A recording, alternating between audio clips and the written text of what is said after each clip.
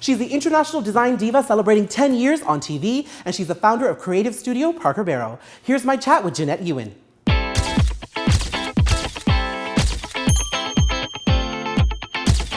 So we got a cheers, girl, because you are celebrating 10 years on TV. Cheers! You just celebrated. I saw your post on Facebook. Tell me what these past 10 years have been like for you. Oh my gosh, a whirlwind. Complete whirlwind. I did not, I have to drink because otherwise it's bad luck. Sorry, I'm so superstitious. There we go, we're done. You can't drink, toast and not drink. Honestly, it's a whirlwind. I was in publishing for a number of years, and as you know, the whole media world went upside down on its head. Things changed. Yeah. I went from getting my own magazine with Rogers to a year later not having a job. And I had done a little bit of television to promote the magazine. And then all of a sudden, no more magazines were calling and TV was calling, and it's been a lot of fun. I'm actually very much an introvert person, which people are surprised about, and it's forced me out of my comfort zone. It's forced me to travel a lot, meet new people, and just really explore what I'm passionate about. So it's been a good 10 years. Yeah. And what have you learned in these 10 years, though? Because you are the design diva.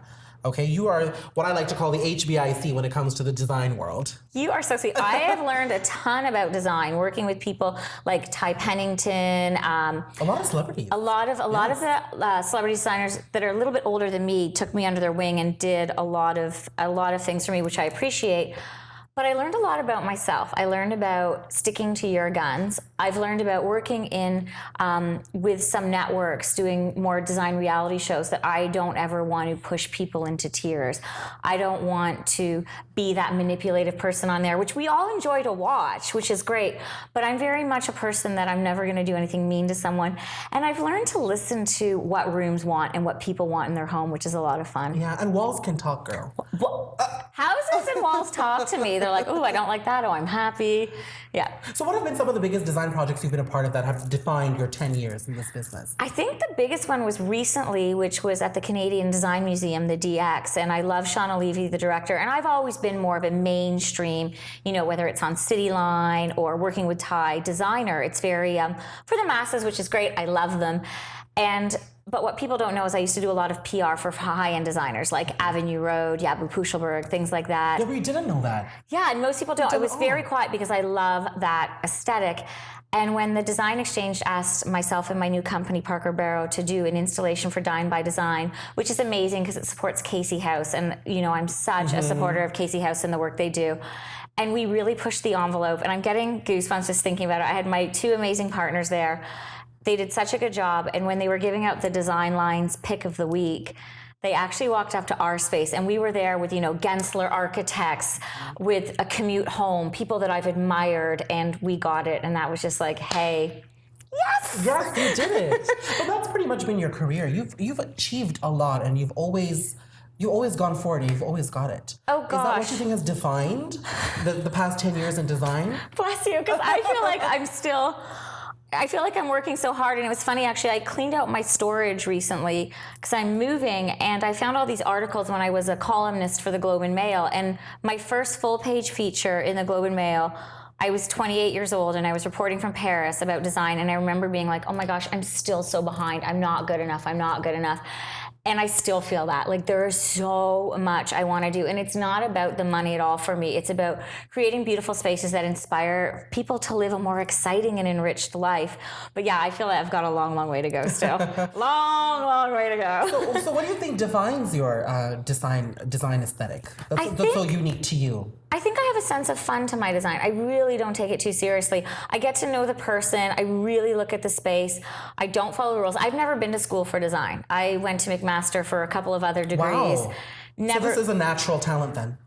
Totally. Well, natural, yes. Thank you. I'm always afraid to say anything talent-wise. So much of it comes from my mother and my grandmother. They had great taste. I grew up watching a lot of old movies like Auntie Mame and stuff with my grandmother, loving spaces. But everything I do is a wink. It's got to be fun. I like to take risks. I really love doing installation spaces or things for charity events and stuff because you can push the boundaries. Mm-hmm. And what have been your most challenging projects? Because you sound like you walk into a room and you listen to what the walls are saying to you. You can feel the floors. Yeah. And then you base your design off that. That's the kind of vibe I'm getting. I don't think the design, I hate to say, I'm not trying to sound pompous. The design's never a challenge. It's working with people. I had a lot of challenges working in television. I love Ty Pennington, but everyone was like, he was coming straight from Extreme Home Makeover, Emmy Award winner, picks a Canadian co-host. We do a show, and I learned that not all producers are wanting you there, and they're going to let you know that. And unfortunately, at the time, I was pretty young and a little somewhat immature, and I was very protective of my staff that I hired. And I did things as, I shouldn't probably saying this, but the 10th episode in, I left. My staff was being not treated right. And I really learned then that it's not about the TV for me. The design comes easy. It's about how you treat people along the way. And that was the hardest thing. And what came out of it is that Ty and I are now really good friends. I learned to stand up. I learned people's roles better in TV. I found my voice to say, powerful. this isn't okay. And I'm very much a yes person to the point that it sometimes can become abusive from other people. They'll just say yes, yes, yes. And I learned to say no. And I stepped away from television in Canada for a while. I moved down to Los Angeles. Everyone thought I was moving down for work. I was moving down to literally walk every day, reinvent what I want to do, and really figure out who I am and what I want. So you've really grown personally throughout this entire experience. Oh, very much so. I went through, around that time I went through a messy breakup, and, depression. Those teach you so much. Breakup. Depression comes on easy. Now I would pay that guy. I'm like, you go ahead and cheat, because who I am and who you are. No, I agree with you. But I learned that I wanted to learn how to really make things. Yeah. I love styling rooms and gathering things, but I love actually knowing how to pour a tile now, to hand carve things. And, it's not so much about the press and everything, which I appreciate greatly, but it's about finding your soul as an artist, I think. Yeah. But now, speaking of creating things, Parker Barrow, you're the founder of Parker Barrow. Tell me about it. Parker Barrow is my passion project. So it's named after the last names of Bonnie and Clyde. So Bonnie Parker and Clyde Barrow. It sounds so chic. Oh, thank you. Yeah. I met a great fabricator and designer in Santa Barbara 5 years ago, Jeff Hancock, and we were just both talking about how some things in our life are good and you do some things for money, but we wanted something super creative to do. And we founded Parker Barrow, and it's all about exploring design, collaborating with great people who may not necessarily be designers, but we think they have a design eye. We recently added Patrick Delanty to the mix.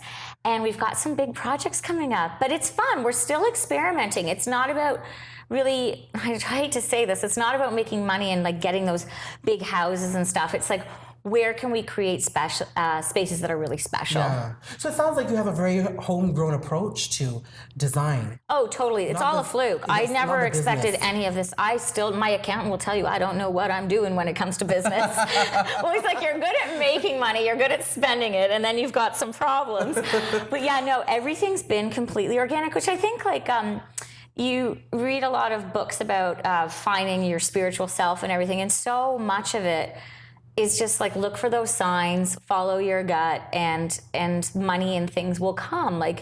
You're not going to starve, you're going to get there, believe in yourself. And I've had a lot of people, a lot of nastiness. I worked at a big design magazine, and I was basically pushed out of there because I didn't have an interior design background. I've been called the worst thing to ever happen to Canadian publishing when I got Chocolat magazine from Rogers at a young age.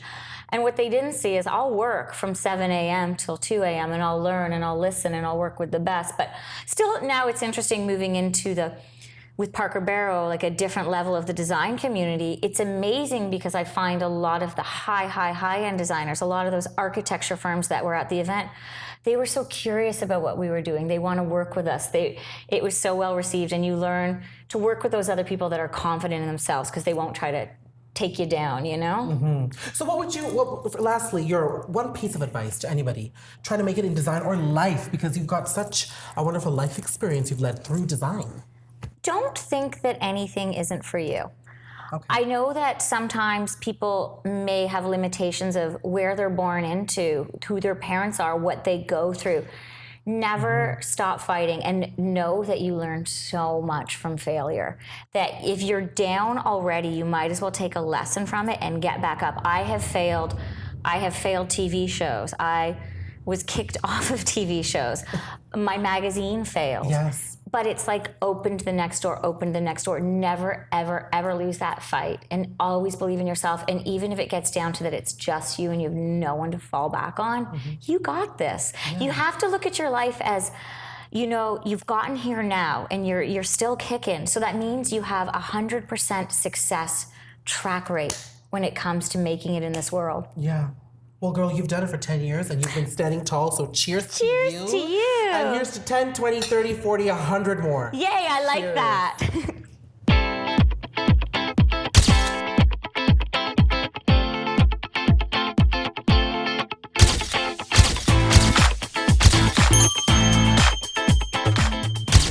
Hi everyone, thanks for joining me on Date with Daniel. Please like my video and subscribe to my channel for more quick, quirky, fun, and insightful chats.